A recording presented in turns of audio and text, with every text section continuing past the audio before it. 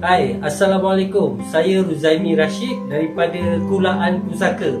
Ini adalah koleksi-koleksi pusaka Banjar saya. Jadi saya ucapkan terima kasih kerana sudi hadir.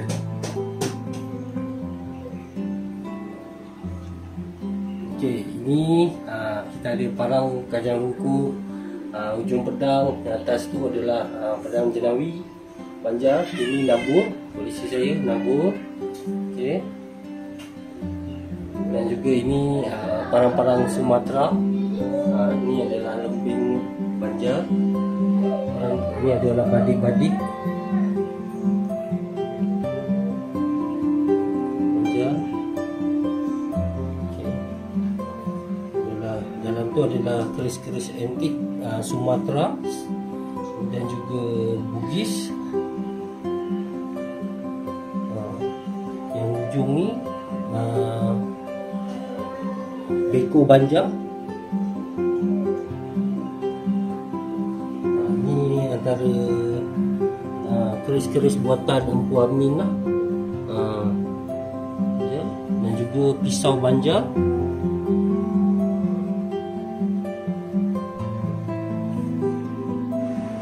Ni antara parang-parang Banjar, parang bungkul, parang lubuk.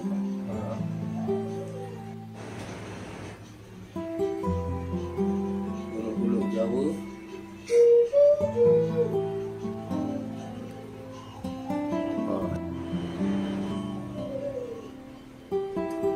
Ni parang bungkul, senjata-senjata sembunyi. Boleh kita saya bertanyakan tentang bagaimana asal usul pusaka Banjar? Okey, terlebih dahulu saya ingin ucapkan terima kasih kepada Tuan Yusri sebab sudi hadir ke teratas saya. Jauh datang kan. Jadi sebenarnya kalau untuk ceritakan mengenai asal usul pusaka Banjar ni, sebenarnya saya bukan orang yang layak lah. Okey. Jadi apa yang saya tahu tu insya-Allah saya boleh cuba kongsikan. Dan sebelum saya bercerita lebih lanjut ni, saya ingin meminta kebenaran lah kepada abang-abang senior kita, terutama di Kalimantan Selatan. Saya minta maaf andai kata kalau saya ada terbagi salah info dan sebagainya. Harap diperbetulkan lah. Jadi apa yang saya tahu ini melalui daripada perkongsian rakan-rakan di Kalimantan Selatan dan juga apa yang saya dengar melalui buku yang saya baca lah. Okey, berkenaan dengan pusaka Banjar ni, okey, sebelum kita bercerita berkenaan dengan pusaka, kita kena berbalik kepada sejarah dahulu. Sejarah dia. Ya, betul. Jadi bila istilah sejarah ni, maksudnya Banjar ni dia mempunyai revolusi sejarah ni tersendiri. Okey, dia bermula daripada kita ambil erti kata lainnya ada, iaitu asal usul. Asal usul. Jadi mula-mulanya yang kita tahu, yang kita kenal adalah Banjar. Betul, kerajaan Banjar. Jadi sebelum Banjar tu apa kerajaan tu? Iaitu kerajaan Dahar. Jadi kerajaan Dahar pada Diva pada Nan Serunai. Yes, Nan Serunai. Jadi kerajaan Nan Serunai ini asalnya daripada penghijrahan daripada kerajaan bangsawan Sriwijaya sebenarnya.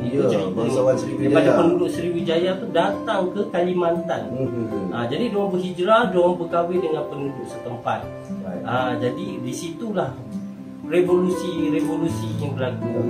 Terutamanya revolusi senjata. Jadi daripada kerajaan Sriwijaya itu datang, dan ada juga daripada Bugis datang, Majapahit datang, dan secara tak langsung kat situ akan terjadinya revolusi pusaka. Okey, kalau saya nak kupaskan amat panjang sebenarnya bang. Amat panjang sebab Banjar ni sendiri mempunyai pelbagai jenis senjata. Pelbagai jenis senjata, iaitu kita ambil senjata asasnya iaitu parang, keris ataupun senjata sembunyi lah, senjata rahsia.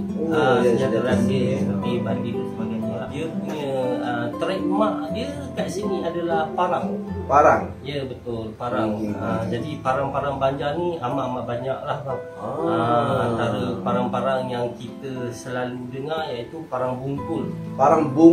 Ya, bungkul. Bungkul ni tidak lari di kalangan orang Banjar sendiri.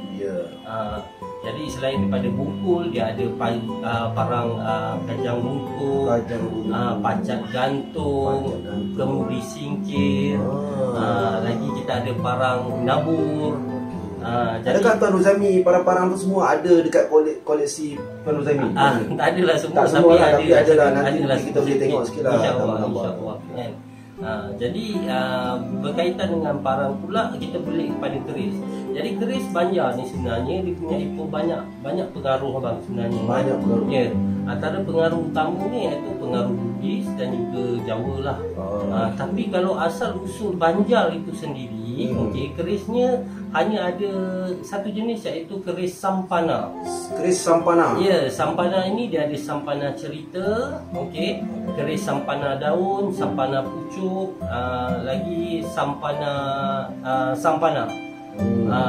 Jadi keris sampana ni mengikut apa yang dikatakan oleh kolektor Kalimantan Selatan, keris Banjar yang tidak mempunyai pengaruh asimilasi budaya ni hanyalah keris sampana. Keris sampana. Ya, betul. Seperti yang kita sedia maklum, balik kepada yang saya ceritakan sebentar tadi, itu pusaka Banjar ni cukup banyak lah. Jadi bila cukup banyak, makanya pembuatan baru tu banyak terhasil. Banyak terhasil, maka bila banyak terhasil, banyaklah yang membuatnya. Jadi di Banjar sendiri ada ramai sangat pandai-pandai besi. Dan antara pandai besi ni memang inilah sumber pencarian diorang lah. Mereka untuk orang cakap meneruskan kelangsungan hidup lah. Jadi antara empu yang terkenal, yang paling terkenal sekali kalau pendapat saya, iaitu Empu Amin atau dikenali sebagai Empu Berambut Perak. Empu Berambut Perak. Ya, betul. Ini dia yang berambut perak ni adalah orang Banjar sendiri yang menggelarkan dia. Tapi kalau daripada Anugerah Sultan Banjar pada tahun 2003 dipanggil iaitu Empu Tosan Haji Saradipa Kasta Diraja. Betul banyak. Empu Tosan Haji. Kenapa dia dapat gelaran Empu tu sendiri? Empu Amin ni lahir daripada keturunan pandai besi juga. Maksudnya generasi dia lah. Generasi dia daripada moyang dia dulu, sebelumnya itu dulu memang pandai besi dan bawa kepada diri dia sebagai pandai besi. Jadi bila dia meneruskan legasi ayah dia dalam membuat pusaka-pusaka Banjar, barang dan sebagainya. Jadi dia mempelajari lagi, memperhalusi lagi cara pembikinan keris ni dekat Jawa bang. Dekat Jawa. Jadi dia belajar dengan seorang empu, iaitu empu tu diberi nama Haji Ibrahim. Ataupun dikenali sebagai Empu Mogono. Dia belajar kat sini, dia belajar ke Jawa tu selama 5 tahun. 5 tahun. Jadi dia belajar dengan 5 tahun dengan Haji Ibrahim atau dikenali sebagai Empu Mogono ni. Lepas tu dia balik ke Banjar. Dia berbalik ke Banjar dan Empu Amin khatam dengan teknik leburan besi. Maksudnya mengikut apa yang disampaikan oleh empu dari video call lah. Sekarang zaman dah canggih. Dia cakap dia khatam dari segi leburan.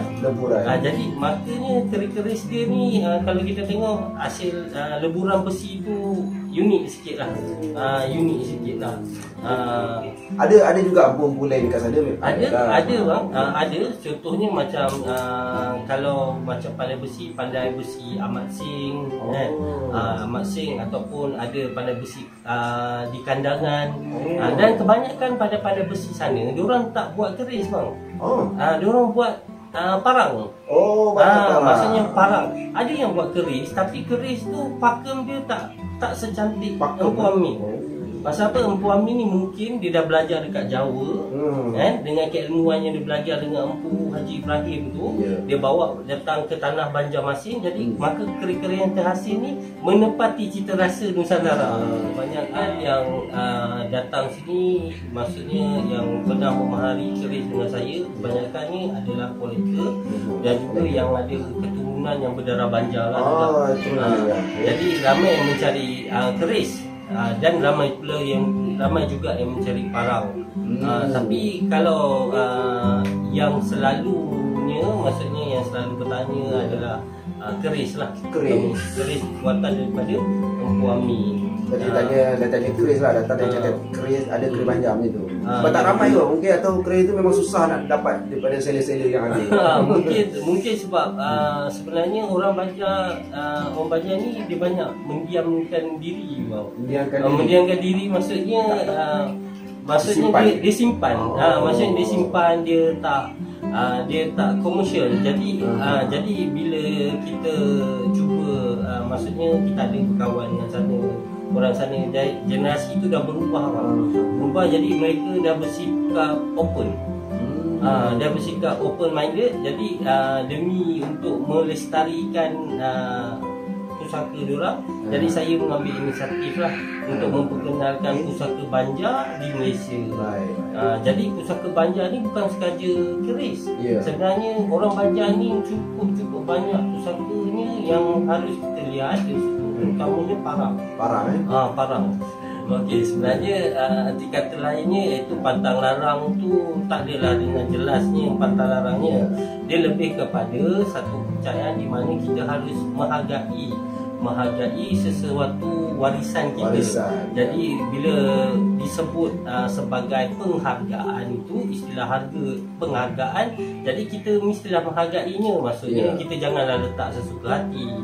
Kita janganlah macam melangkahi ke, ataupun kita sekadar melempar-lempar. Mungkin kalau budak-budak tengok tempat tu terlampau dekat atau terlampau rendah, dia orang boleh ambil, maka dia boleh cederakan kadang-kadang keselamatan. Tapi ada juga maksudnya orang cakap kepercayaan orang Banjar sendiri, iaitu macam keris ke ataupun parang ke, jangan diletak di atas bantal. Di atas bantal. Takut nanti orang cakap dia punya sifat energi keris itu sendiri tidur. Itu kepercayaan orang. Kepercayaan. Jadi sebab orang Banjar ni cukup cermat dan cukup teliti berkenaan dengan ilmu wasi besi sendiri. Jadi yang itu kalau saya huraikan lagi mungkin lagi panjang lah. Tapi setiap suku-suku ni ada kepercayaan dan pantang larang yang berbeza. Jadi parang bungkul ni dia punya kepala dia ni besar depan, okey, dan dia akan mengecil hingga ke bawah. Jadi bahagian bawah ni dia tak tajam dia tak tajam, okey, tak tajam. Kalau macam parang-parang Jawa yang lain ke kat sini tajam, yang ni tak tajam. Yang ini kita panggil ni kaning warik. Dan ini ada pamur lintang pemungkus kan. Jadi ini bungkul lah, parang bungkul. Yang ini pula adalah parang bungkul warik mengantuk. Parang bungkul warik mengantuk ni dia lebih kurang macam parang bungkul tadi. Cuma dia ada bahagian atas ni besar dan dia membongkok hingga ke bawah. Jadi dia kalau kita tengok daripada sisi tepi ni, dia seperti seekor monyet yang sedang duduk sambil mengantuk. Sebab tu nama dia parang bungkul warik mengantuk. Jadi parang bungkul warik mengantuk ni adalah parang yang digunakan oleh keturunan Banjar dulu dalam melawan penjajah di Malaysia maupun di Kalimantan Selatan. Ini pun salah satu variasi parang lubuk, iaitu parang bahari orang Banjar. Jadi kalau kita tengok parang lubuk ini, dia punya ciri dan tempaan dia kat sini seperti kulit buaya, sisik buaya lah, senang cerita, sisik buaya. Jadi sebenarnya orang Banjar ni kalau kita lihat, amati jenis-jenis pusaka dia ni, dia tak lari dengan alam semesta. Sebagai contoh, orang Banjar dia ada parang nabur, kita ambil contoh nabur pipih, nabur lais, pacat gantung, warik mengantuk. Itu semua nama-nama, istilahnya nama-nama alam semula jadi. Jadi kalau kita tengok begitu juga dari segi Pamur dia pun tidak lari dengan filosofi yang berkaitan dengan alam semula jadilah. Ini salah satu parang bahari, parang duduk. Ini ambang, parang ambang. Jadi parang ambang ni besi hitam, okey, bahari. Kalau kita perasan daripada sisi dia ni, ini sisi dia ni rata, dan sebelah sisi ini tidak rata. Dia ada melengkung sedikit, melengkung. Dia dah lebih kepada mandau. Kalau kita tengok ciri khas mandau pun, dia satu sisinya rata dan satu sisinya dia agak, apa orang cakap, agak curam sikit lah. Dia ada curve dekat sini.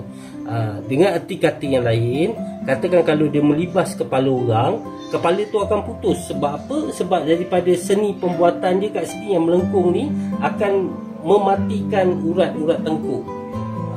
Itulah variasi parang ambang, ambang untuk Banjar lah. Begitu juga dengan mandau. Ini parang cukup sebenarnya cukup ringan dan juga tak panjang bang. Jadi memang sesuai dalam keadaan di hutan ke dan sebagainya. Inilah sangat-sangat fleksibel lah senang cerita bang. Okey. Ini adalah kemudi singkir bang. Kemudi singkir. Jadi kalau contohnya orang-orang Banjar yang ada di Malaysia ni ada jumpa parang macam ni, okey, namanya adalah kemudi singkir. Dia punya mata dia agak mencerung ke bawah, seakan-akan seperti parang Dayak, tapi dia punya ornamen dia tak ada, dia flat je, okey. Dan yang paling penting ciri khas parang Banjar ni dia di sini bang. Dia tak akan ada sisi tajam. Maksudnya dia ada kaning warik dekat sini. Kaning warik ni dipanggil kaning warik lah. Maksudnya ni sesuai untuk dipegang, dipusing-pusing dan sebagainya lah. Ni namanya parang kemudi singkir. Ini nabu Trijang Soka ataupun dikenali sebagai nabu buaya sapit. Ini antara koleksi yang langka lah. Nabu dia macam ni, tajam dua sisi dan dia agak melengkung. Dia ada ciri khas Banjar iaitu kat sini lah. Ini Banjar dia. Ini dia punya telembang. Ini telembang nabu Trijang Soka ataupun dikenali sebagai nabu buaya sapit. Ini pun salah satu ciri nabu juga. Seakan-akan macam buaya berudang dan dia ada pamur. Ada pamur kat sini.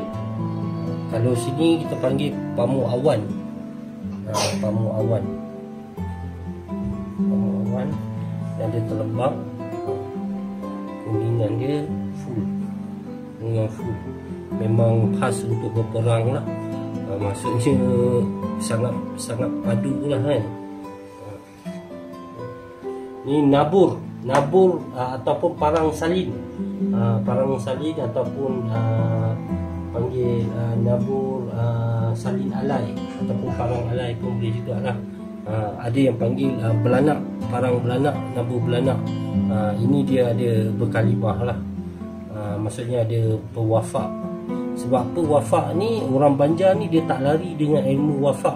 Sebab ilmu wafak ni amat dekat di hati orang Banjar sebenarnya hingga ke hari ini. Antaranya yang banyak mengembangkan ilmu wafak ni adalah guru sekumpul, arwah guru sekumpul. Jadi ada ilmu-ilmu tu masih lagi diamalkan oleh orang Banjar di Kalimantan Selatan lah. Cuma dekat Malaysia ni wallahualam saya kurang tahulah. Boleh saya tengok parang nabu yang tuan kata seakan-akan macam parang dari pedang dari Turki tu. Ini kan? Ya betul.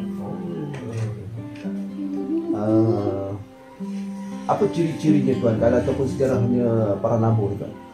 Okey, ini yang mengikut apa yang saya tahu, yang dikongsikan oleh sahabat-sahabat saya di Kalimantan Selatan dan juga daripada apa yang pembacaan saya, ketika kerajaan Daha dijatuhkan, okey, iaitu Sultan pertama, iaitu Sultan Surian Shah.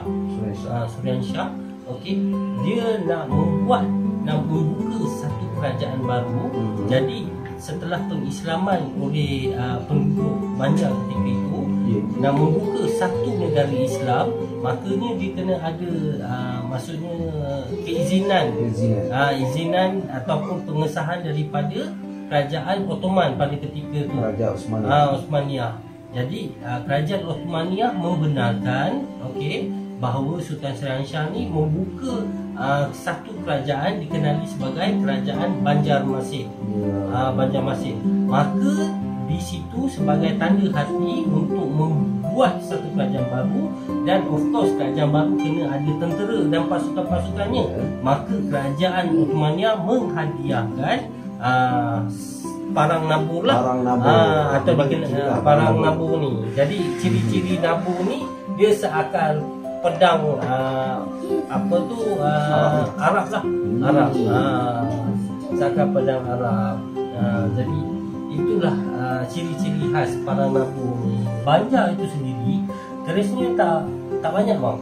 Dia keris dia hanya ada sampana cerita, sampana pucuk, dan keris sampana lurus. Jadi keris sampana ni adalah yang tidak ada variasi, maksudnya asimilasi budaya dengan Bugis dan Jawa. Sampana. Okey, yang kat tangan saya ni adalah keris Banjar. Okey, keris Banjar dipanggil sepukal. Okey, sepukal. Ini sepukal. Sepukal sari.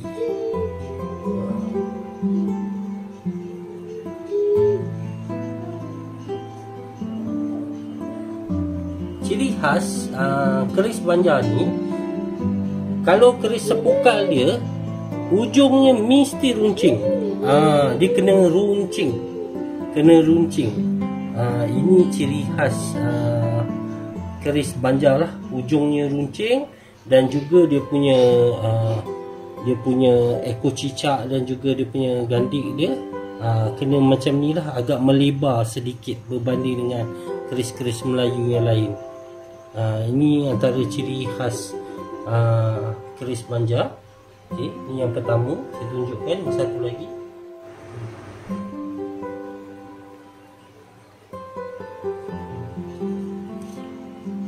hulu dipanggil Putri Menjanguk. Hulu Putri Menjanguk sampai biji ampalam. Okey, kili-kili. Kalau kita panggil doko, Banjar panggil kili-kili.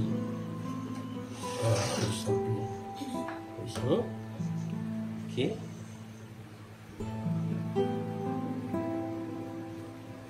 Ada pamuk. Ni kita panggil pamuk saluang mudik.